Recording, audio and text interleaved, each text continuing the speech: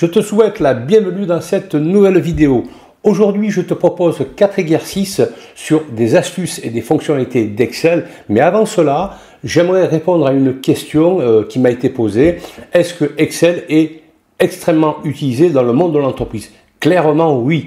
D'après les derniers chiffres que j'ai, 80% des utilisateurs d'un tableur, c'est des utilisateurs d'Excel. Je ne dénigre surtout pas les autres logiciels comme OpenOffice ou LibreOffice, qui est open source, qui est un logiciel gratuit, et Google Sheet aussi, qui est un logiciel gratuit. Mais il faut dire clairement que les parts de marché d'Excel sont prédominants dans le monde de l'entreprise et voire même du particulier.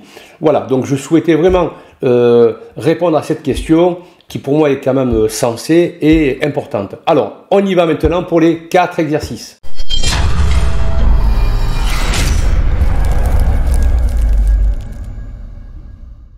Est le suivant.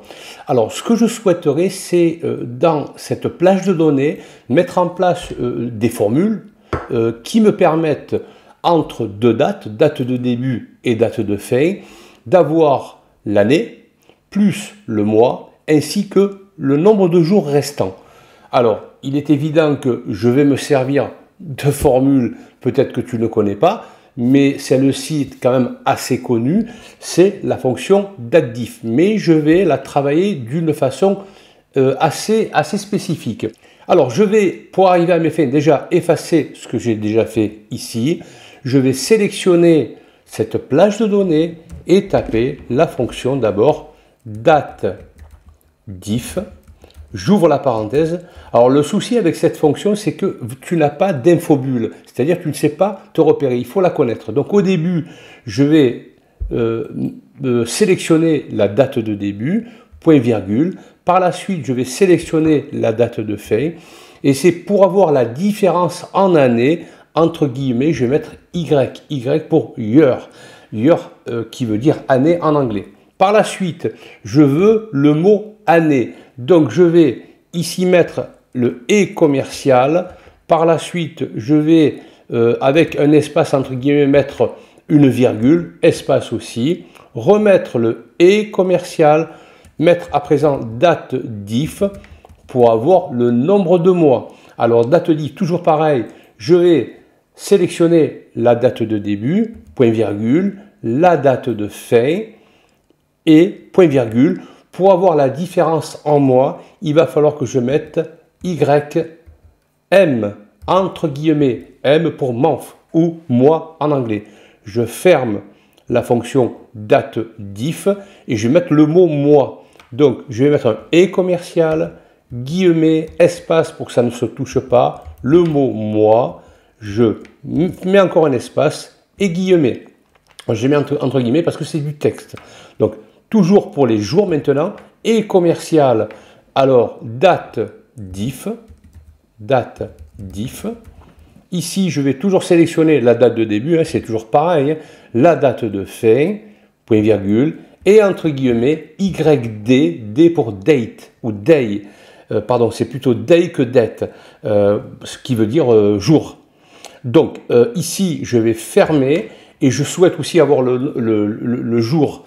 Donc, je vais mettre ici un « et » commercial, guillemets, je vais mettre un petit espace, jour. Bon, pourquoi pas le mettre ici entre parenthèses, s'il y a un jour ou plusieurs jours. Je ferme les guillemets et en principe, ça devrait fonctionner. Donc, CTRL-Entrée pour valider et en effet, un mois. Alors là, j'ai oublié de mettre « en ». Donc, je reviens dans ma fonction et ici, avant de mettre la virgule, oui, donc je vais mettre un « et » commercial, guillemets, espace, AN, entre parenthèses S, et je ferme les guillemets. Je vais mettre d'abord un espace et je ferme les guillemets. Et je fais entrer, donc par la suite, je fais un copier-coller.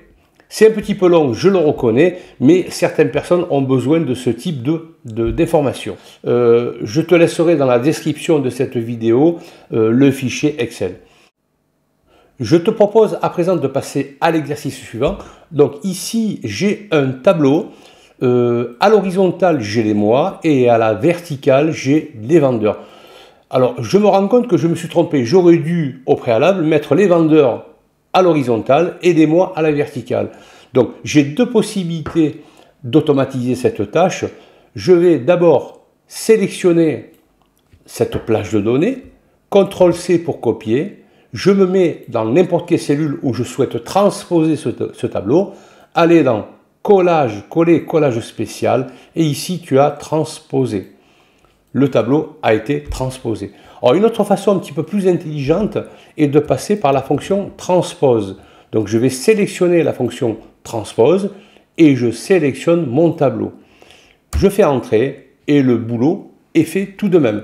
Alors, l'avantage de cette possibilité est que là, par exemple, si je change, je mets pour le vendeur 1 et janvier 1000. Comme on peut le constater, dans la première méthode, il n'y a pas eu de changement. Par contre, dans la deuxième méthode, le changement a été effectué automatiquement.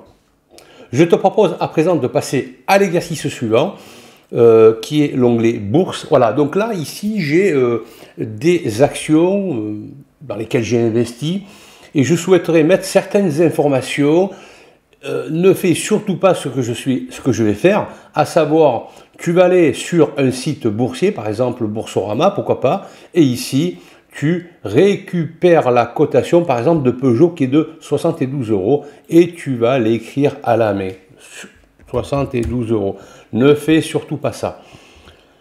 Pour automatiser ce type de tâche, tu vas sélectionner toutes les actions que tu détiens. Par la suite, tu vas aller dans l'onglet Données. Et ici, tu vas aller dans le groupe Type de données et cliquer sur Données boursières. Clique sur cette icône. Automatiquement, Excel a reconnu ces actions. Par la suite, tu as une petite icône qui apparaît. Tu vas cliquer dessus. Là, par exemple, je souhaite avoir le prix de l'action. Donc, je cherche prix. Il est ici. Le prix se met automatiquement. Je souhaite aussi avoir les volumes. Ils sont là. Etc. etc. Si à présent, tu souhaites mettre à jour au bout d'une heure, 5 minutes, etc., les cotations que tu as. C'est très simple. En fait, tu vas aller dans Données et ici, Actualiser, actualiser tout. Et tout se met à jour automatiquement. C'est quand même pas mal. Je vais à présent te proposer le quatrième exercice, mise en forme. Alors, là, j'ai un tableau classique et je souhaiterais le mettre en forme. Donc, pour cela, je vais sélectionner les titres, par exemple, mettre une couleur, couleur de police aussi qui change, etc. Je vais mettre un quadrillé, etc., etc. Si tu veux automatiser en tout cas cette tâche, c'est simple. Va dans Fichier. Tu vas aller dans Options. Ici, barre d'outils d'accès rapide. Ici, commande non présente sur le ruban. Ici, M. Et tu vas me chercher mise en forme automatique. Tu sélectionnes et tu mets sur, et tu cliques pour le mettre sur Ajouter dans la barre d'accès d'outils d'accès rapide. Tu cliques sur OK. Donc du coup, il est ici. Donc si tu sélectionnes ton tableau, CTRL A pour le sélectionner. Tu cliques sur cet outil, mise en forme automatique. Et là, tu as une multitude de tableaux pré-remplis. Tu sélectionnes le tableau de ton choix. Par exemple, je vais prendre celui-ci et je clique sur OK. Et voilà, mon tableau est rapidement effectué. Donc, si tu veux bien sûr changer, CTRL A pour sélectionner ton tableau, retourne dans cette icône, je vais prendre par exemple celui-ci, et tu cliques sur OK, etc., etc. Donc, c'est beaucoup plus rapide, comme tu peux le constater. J'espère que cette vidéo t'a été utile et si bien sûr cette formation t'a plu, n'hésite surtout pas à t'abonner, à cliquer sur le pouce bleu. Moi, je te donne rendez-vous dans une prochaine formation. Si tu as bien sûr des commentaires, n'hésite surtout pas à me les laisser. À bientôt!